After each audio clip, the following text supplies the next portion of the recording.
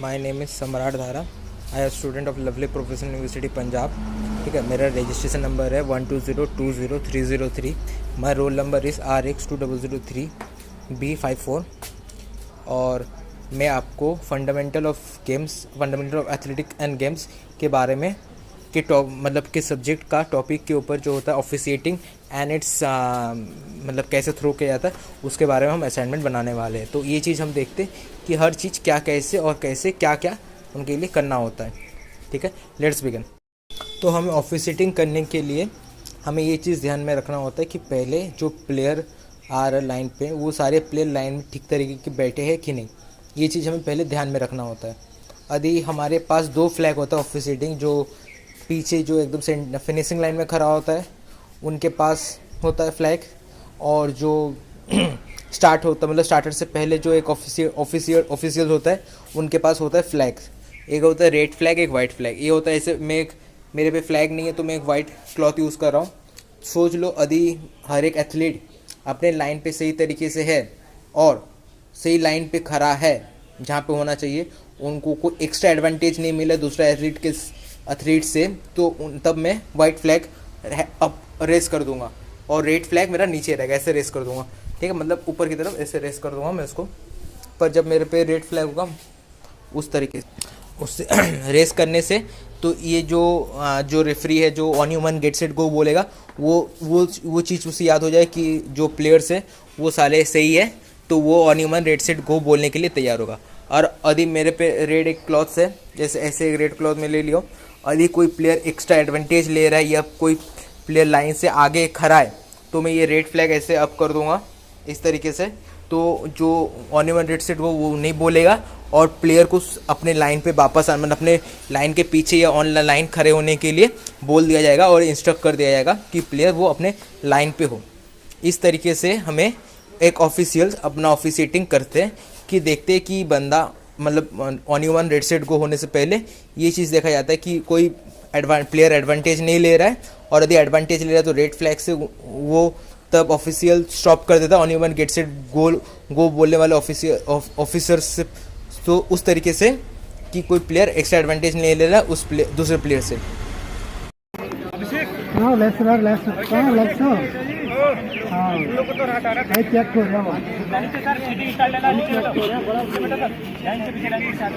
Uncle जी side आ जाओ।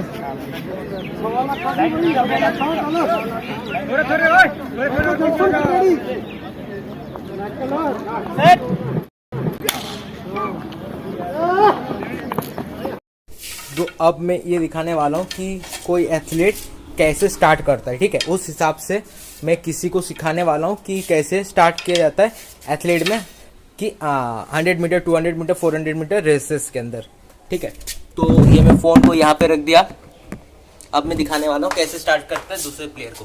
पहले ये सोच लो लाइन है मेरा, यहाँ पे एक लाइन किया हुआ है, तो लाइन पे मेरे को हाथ रखना है और अपने पाँव को पीछे रखना है। ठीक है, लाइन पे हाथ रखना है, लाइन से ऑन द लाइन, ये लाइन पे हाथ रखना होता है और बाकी अपना लाइन से पीछे अपना बाकी जो बॉडी है मतलब हिप और अपने लेग्स पीछे रखना होता है लाइन के। ठीक है, तो पहले हमें ऐसे होना पड़ता है। तो कोई प्लेयर ऑन ह्यूमन बोलता है, ठीक है, ऑन ह्यूमन बोलेगा तो मैं ऐसे हो गया, उससे पहले मैं ऐसे हो जाता हूँ। ऑन ह्यूमन बोला, गेट सेट हुआ, मैं ऐसे, ठीक है, गेट सेट के लिए मैंने हिप ऊपर कर दिया और गो बोलने से मैं ऐसे दौड़ दिया। तो मैं दोबारा दिखाने वाला हूँ कि कैसे एक एथलीट दौड़ता है 100 मीटर 200 मीटर या 400 मीटर रेसेस के लिए। ठीक है, ऑन ह्यूमन जब बोलता है बंदा तो ऐसे हो जाता है, प्लेयर सारे खड़ा रहते हैं। फिर ऑन ह्यूमन में वो अपना ऐसे होते हैं, फिर गेट में ऐसे होते हैं, ऑन ह्यूमन में सामने देखते हैं, गेट में ऐसे हो जाते हैं कि अपना स्पीड में हो, और गो में लेफ्ट पाव आगे देके आगे चल जाता है। मैं लेफ्ट पाव आगे इसलिए दिया हूँ क्योंकि मैं मेरा लेफ्ट फुट स्ट्रॉन्ग है।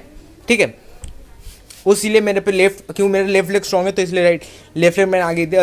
और जिस प्लेयर का राइट लेग स्ट्रॉन्ग है तो वो अपना राइट लेग आगे करेगा, इसके बाद वो अपना दौड़ना रन स्टार्ट करेगा। ठीक है, उसके बाद मैं ये बताने वाला हूँ कि एक प्लेयर डिस्क्वालीफाई कब होता है। कोई प्लेयर डिस्क्वालीफाई तब होता है यदि वो अपना लाइन होता है ना, लेन, वो अपना लेन छोड़ के दूसरा का लेन में यदि वो चला जाता है तो वो प्लेयर डिस्क्वालीफाई हो जाता है उस गेम से। ठीक है, पर ये लेन वाला जो सिस्टम है ये ऑल टाइम फॉलो होता है, पर ये मैराथन मतलब लॉन्ग डिस्टेंस, शॉर्ट डिस्टेंस और मिड डिस्टेंस में ये लेन फॉलो ही करना होता है एथलीट को, पर लॉन्ग डिस्टेंस के लिए कोई लेन नहीं होता है, और एथलीट अपने हिसाब से कहीं भी मतलब वो अपना ट्रैक के अंदर दौड़ना पड़ता है, पर उनके लिए मतलब एक अलग सा लेन नहीं दिया जाता है, तो अपना ट्रैक के अंदर उन्हें दौड़ना होता है, ठीक है। तो एक प्लेयर कब, मैं बता दिया आपको, एक प्लेयर कब डिस्क्वालीफाई होता है, जब वो अपना लेन छोड़ के दूसरे का लेन में चल जाता है रनिंग के टाइम, तो वो प्लेयर डिस्क्वालीफाई हो सकता है। या जो साइड लाइन होता है उसका, साइड लाइन मतलब जो साइड में जो लाइन रहता है वो लाइन को भी, लाइन से बाहर दौड़ता है तभी वो डिस्क्वालीफाई होता है वो। या वो कोई जो एथलीट है, वो एथलीट अपना ट्रैक छोड़ के दूसरा मतलब ट्रैक छोड़ के ऑन द ग्राउंड दौड़ रहा है या ट्रैक के बाहर दौड़ रहा है, तब भी वो प्लेयर डिस्क्वालीफाई होता है। ओके,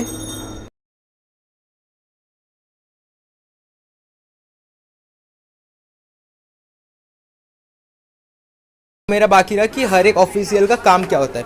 देखो यहाँ पे एक मतलब जो एथलीट होता है वहाँ पे 4 ऑफिशियल्स होते हैं, ठीक है। एक ऑफिशियल होता है टाइम कीपिंग होता है, जैसे शॉर्ट डिस्टेंस और शॉर्ट डिस्टेंस रेसेस में टाइम, लॉन्ग डिस्टेंस और मिड डिस्टेंस में मतलब हर तरीके का डिस्टेंस रेसेस में एथलीट के लिए एक ऑफिशियल होता है, टाइम कीपर होता है। टाइम कीपर क्या करता है, वो हर एक एथलीट का एक टाइम होता है जो वो सीट में लिखता रहता है कि वो बंदा फिनिशिंग लाइन कब टच किया है, तो एक टाइम कीपर हो गया। दूसरा होता है एक लाइन जज, कि वो ये देखते हैं कि प्लेयर डिस्क्वालीफाई है कि नहीं, कि मतलब वो अपना लेन छोड़ के भाग रहा है या अपना जो ट्रैक है वो छोड़ के भाग नहीं रहा है, वो भागता है तो डिस्क्वालीफाई डिस्क्वालीफाई कर देता है उस एथलीट को, तो उसके लिए एक लाइन्समैन होता है, ठीक है। लाइन्समैन मतलब तो लाइन ऑफिशियल होता है। और थर्ड होता है कि जो फिनिशिंग लाइन पर खड़ा रहता है, कि वो ये देखते हैं कि फर्स्ट सेकेंड थर्ड कौन एथलीट आ रहा है, तो फर्स्ट आएगा, जो फर्स्ट सबसे पहले आ रहा है उसे फर्स्ट घोषित करेगा। जो अपना फिनिश लाइन या फिनिश टेप जो वहाँ पे लगा हुआ रहता है, लाइन के ऊपर थोड़ा डिस्टेंस के ऊपर 10 मीटर डिस्टेंस के ऊपर जो एक टेप लगा हुआ रहता है कि वो एथलीट उसे क्रॉस करना होता है, finish line plus finish tape को फार के आगे निकलना होता है। वो कौन पहले कर रहा है उसे फर्स्ट देना, वो सेकंड में कर रहा है उसे सेकंड, और जो थर्ड में कर रहा है उसे थर्ड डिक्लेयर करके एक एथलीट का फर्स्ट सेकंड थर्ड का रिजल्ट अनाउंस कर दिया था। और जो एकदम फर्स्ट में होता है, और एक टोटल 2 ऑफिशियल हो गया, 3 ऑफिशियल होता है जो ये देखते कि कोई एथलीट एक से एडवांटेज नहीं ले रहा है, जैसे रेड फ्लैग और वाइट फ्लैग वाला एथलीट, कि स्टार्ट होने से पहले कोई अपना हाथ या कुछ भी बॉडी पर लाइन से आगे वो नहीं लेके जा रहा है, या ऑन ह्यूमन गेट सीट गो से पहले वो बंदा आगे नहीं दौड़ जा रहा है, मतलब नहीं दौड़ा जा रहा, तो वो आगे दौड़ जा रहा है तो वो रेड फ्लैग अप करेगा, अगर नहीं दौड़ रहा है तो व्हाइट फ्लैग अप करके वो क्लियर साइन देगा कि on human get set go वाले ऑफिशियल को। इस तरीके से टोटल 4 ऑफिशियल होता है। तो तीसरा ऑफिशियल बोल दिया। अब चौथा ऑफिशियल होता है जो on human get set go बोलता है, ठीक है। गो नहीं होता है, उसका एक गन होता है उनके पास, ऑन ह्यूमन गेट सेट के बाद गन फायर मतलब एयर पे गन फायर करता है, उस पर वो गो हो जाता है। तो उस तरीके से अपने पे 4 ऑफिशियल होते हैं। तो पहला ऑफिशियल होता है टाइम कीपर, जो टाइम रिकॉर्ड करता है एथलीट के किस टाइम पे वो अपना फिनिशिंग लाइन कंप्लीट किया। सेकंड होता है लाइन्समैन या लाइन जज, जो वो देखते हैं कि कोई प्लेयर अपना लाइन छोड़ के या लेन छोड़ के बाहर नहीं आ रहा है, तो यदि वो आता है तो उसे डिस्क्वालीफाई कर दिया जाता है। तीसरा ये होता है कि जो बंदा अपना कोई एक्स्ट्रा एडवांटेज नहीं ले रहा है, यदि एडवांटेज लेता है तो रेड फ्लैग अप करके वो ऑफिशियल को जना देता है। और चौथा ऑफिशियल होता है जो स्टार्टर लाइन में जो on human get set go बोलता है, जो स्टार्टिंग ऑफिशियल होता है। तो ये तो 4 ऑफिशियल मैंने आपको बता दिया, तो आपको ये भी पता चल गया ऑफिशियल्स का क्या काम होता है, और 4 तरीके ऑफिशियल्स होते हैं अपने एथलेटिक्स गेम्स के अंदर। और एक तरीके का ऑफिशियल होता है जो अपना सारे रिकॉर्ड जो नोट करता है, जो जैसे कितना टाइम पे फिनिश किया है, कौन फर्स्ट आ रहा है, कौन सेकंड आ रहा है, थर्ड आ रहा है, ठीक है। वो सारे रिकॉर्ड करने के लिए और एक जज होता है, 5th जज, वो ये चीज़ देखता है कि और एक सारे ऑफिशियल मतलब सारे एथलीट ऑन टाइम आए हैं कि नहीं, और जो एथलीट टाइम ही नहीं है तो उसको डिस्क्वालीफाई भी कर दिया जाता है, ठीक है। क्योंकि जो टाइम दिया जाता है, ग्रांट किया जाता है एक एथलीट को, उस टाइम के अंदर ग्राउंड में रिपोर्ट करना होता है। यदि उस टाइम के अंदर वो ग्राउंड रिपोर्ट में नहीं करता तो उस एथलीट को डिस्क्वालीफाई कर दिया जाता है और गेम वहीं पे स्टार्ट कर दिया जाता है, ठीक है। Thank you. यहाँ पे आपको देख रहे हैं कि एक लास्ट में जो होता है सीट होता है, यहाँ पे एक रेफरी जो होता है यहाँ पे अपलोड करता है। ये सीट में सबसे पहले लिखा हुआ रहता है कि कौन सा चैंपियनशिप और उसका नाम, जैसे यहाँ पे ये स्टेट चैंपियनशिप हो रहा है तो कहाँ पे हो रहा है वहाँ वो प्लेस का नाम, फिर वो स्टेट चैंपियनशिप लिखा हुआ है, जैसे वेस्ट बंगाल का हो तो वेस्ट बंगाल का। फिर यहाँ पे पहले हम लोग को लिखना पड़ता है इवेंट, जैसे मैं यहाँ पे ऑफिशिएटिंग कर रहा था 100 मीटर रेस का, तो मैं यहाँ पे लिखूँगा 100 मीटर, ठीक है। तो 100 मीटर लिख दिया मैंने यहाँ पे। एज ग्रुप किसका कर रहा था मैं, under 16, under 19, under 20, under 21, under 23 में लिख दिया अंडर 19, EU अंडर 19 लिख दिया। ठीक है। अब मेन एंड वुमेन, अब यहाँ पे मेन कर दिया मैं। ठीक है। इस हिसाब से यहाँ पे नाम लिखना पड़ता है। जैसे एक बंदा, जैसे फर्स्ट प्लेयर था रोहित, सेकंड प्लेयर था सुकेन, थर्ड प्लेयर था राजा, फोर्थ प्लेयर था रोहित, फिफ्थ प्लेयर था नीतीश। ठीक है। सिक्स्थ प्लेयर था सम्राट, सेवेंथ प्लेयर था सुखदेव, एट प्लेयर था चिन्मय। ठीक है। इस तरीके का हमें पहले नाम लिख लेते हैं इवेंट स्टार्ट होने से पहले। जब उस गेज का इवेंट स्टार्ट हो गया, जैसे सारे के सारे उसका ये स्टेट चैंपियनशिप हो रहा है, तो यहाँ पे डिस्ट्रिक्ट का नाम लिखा जाता है। यदि ये नेशनल चैंपियनशिप है तो यहाँ पे स्टेट का नाम लिखा जाता है। यहाँ पे 24 परगनास का ये प्लेयर है, सारा PGS का है, ये तुम्हार हावड़ा का है, हावड़ा का प्लेयर है, ये कोई बर्धमान का प्लेयर है। ठीक है। इस तरीके का पूरा नीचे तक भर दिया जाता है। ठीक है। फिर ये सारे प्लेयर का चेस नंबर लिखा जाता है। इसका जैसे 107 है, इसका 05 है, इसका 217 है, इसका 005 है, एक का 1015 है। ऐसे चेस नंबर भी लिख दिया जाता है पूरा 8 प्लेयर का। ठीक है। ये अब यहाँ पे अब मेरे को जो लास्ट जो होता है ना रेफरी, जो लास्ट रेफरी होता है वो मेरे को टाइम बोले। जैसे फर्स्ट प्लेयर रोहित, ये रोहित टाइम में आया था 100 मीटर का रेस के अंदर, ये आया था 10 के अंदर, 10 मिनट करीबन आया था ये 2 मिनट के अंदर। ठीक है। तो 2 मिनट लिख दिया। ये आया था 3 मिनट के अंदर, ये 1.5 मिनट लिखा था। ठीक है। ये 1.07 के अंदर आया था, 1.08 के अंदर एक आया था, एक 1.10 के अंदर आया था सम्राट मिनट के अंदर।